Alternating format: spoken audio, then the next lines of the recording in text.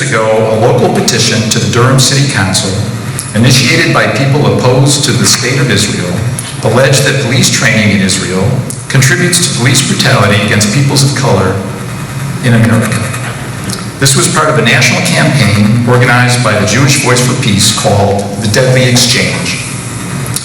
At its core was a conspiracy theory that also blamed American Jews and our treasured national institutions for complicity in the police brutality of minorities. Make no mistake, this initiative was not meant to protect such minorities or to offer a pathway to peace and reconciliation in the Middle East. And it certainly was not about creating a thriving Palestinian society. It was rather part of a war on the very existence of the Jewish state, intended to demonize Israel so as to reduce American support for her. In 2018, the petition's claims were given credence by the actions of Durham's elected officials. Thus, Durham became ground zero for the Deadly Exchange efforts to demonize Israel across America. This afternoon will be the first opportunity for our community to hear accounts directly from participants of these police exchanges.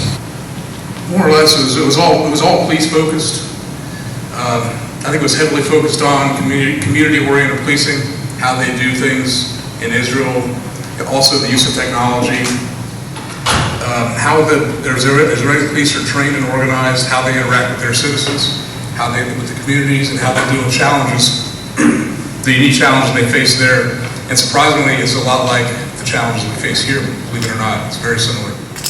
Part, in addition to technology and community policing, was that leadership. There's this underlying development of leadership that all of us went for.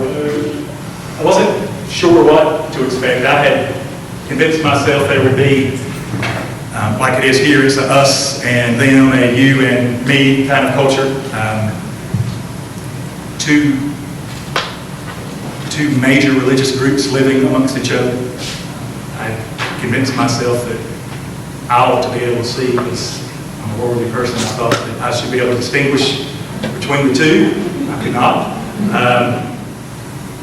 We never got a sense that the country is constantly under the threat of violence and war on all sides. There was no feeling of that. I was surprised most of that. You got the feeling that the Israeli leadership, the police leadership, really truly cared about their police officers and the citizens, and that they were all one. The most in-your-face example that we saw of that was the city of Akko.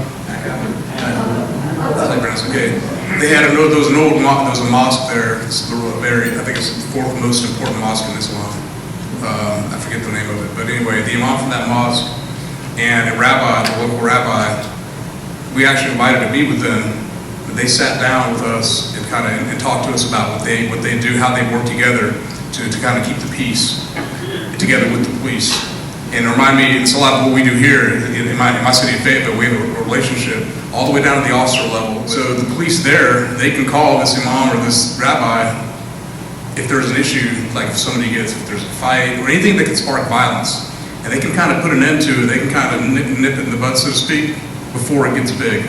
Because after all said and done, you could tell they were friendly with each other. They might not really like each other that much, but their mutual interest was, and it was made very clear to us, they all live in the same city, and they did not want their city to burn. Can you mention the most important things that you learned, and anything specifically that you brought back here that were useful in your duties in the United States?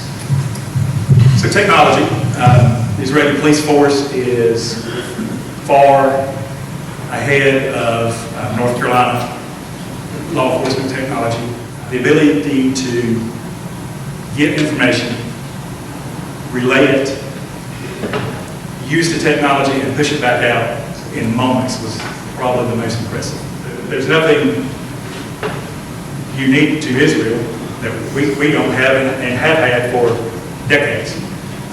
The Bearcat, the armored personnel carrier, the heavier ballistic vest, riot shield and helmets, things of that nature. What you think? I mean, that has been an American law enforcement culture for decades, and certainly in North Carolina. Yeah, the military, I was kind of disappointed as well. We didn't see any IDF stuff other than kids at bus stops with their packs, I guess getting ready to go on reserve duty. That's about all we saw of them. And then as far as the police themselves, they weren't any more militarized, so to speak. And I hate that term, militarized.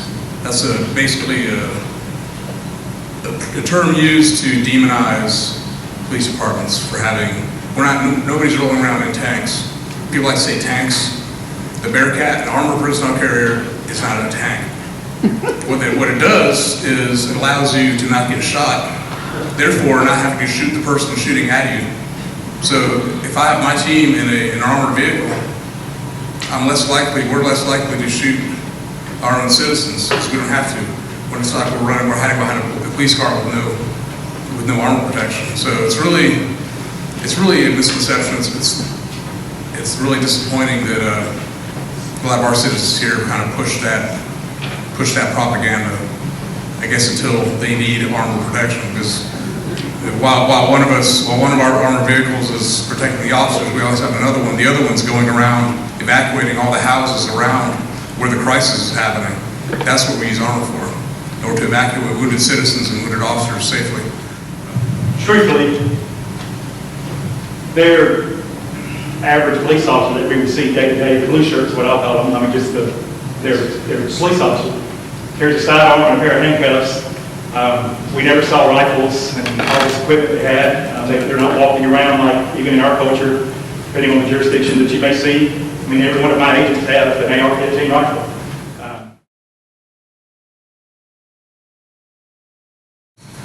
Did you see anything on your trip that concerned you about violation of human rights? I can't off the top of my head. Their philosophy of policing is no different than American policing. It's respond and deal with whatever the situation is. They are under the model that every situation does not need to end in an arrest. Did you see any signs of abuse at the border crossings? So we saw no signs of abuse throughout the country, and certainly not at any border crossing, but the overall answer is none at all, nowhere.